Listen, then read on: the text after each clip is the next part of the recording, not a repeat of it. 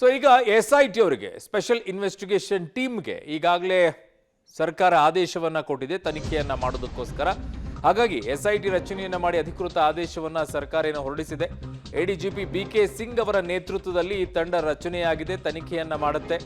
BK Singh ಅವರ ಜೊತೆಗೆ ಇಬ್ಬರು ಮಹಿಳಾ SPಗಳ ನಿಯೋಜನೆಯನ್ನ ಕೂಡ ಮಾಡಲಾಗಿದೆ IPS ಗ್ರೇಡ್ನಲ್ಲಿ. ಸೊ ಸುಮನ್ ಡಿ ಪೆನ್ನೇಕರ್ ಮತ್ತು ಸೀಮಾ ಲಾಟ್ಕರ್ ಇವರಿಬ್ಬರು ಕೂಡ IPS ಅಧಿಕಾರಿಗಳು ಈಗ SPಗಳನ್ನು ನಿಯೋಜನೆ ಮಾಡಿದ್ದಾರೆ. ಸಮಗ್ರ ತನಿಖೆ ಮಾಡಿ ಸರ್ಕಾರಕ್ಕೆ ವರದಿ ನೀಡುವಂತೆ ಆದೇಶವನ್ನ ಕೊಡಲಾಗಿದೆ. ಈಗ ಸೊ ಪೆನ್ ಡ್ರೈವ್ನ ಸ್ಪೆಷಲ್ ಟೀಮ್ ಈಗ SIT ರಚನೆಯನ್ನ ಮಾಡಿದ್ದಾರೆ.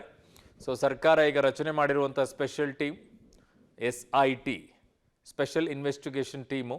BK ಸಿಂಗ್ ಅವರ ಇದೇ SITಗೆ ಮುಖ್ಯಸ್ಥರಾಗಿರ್ತಾರೆ.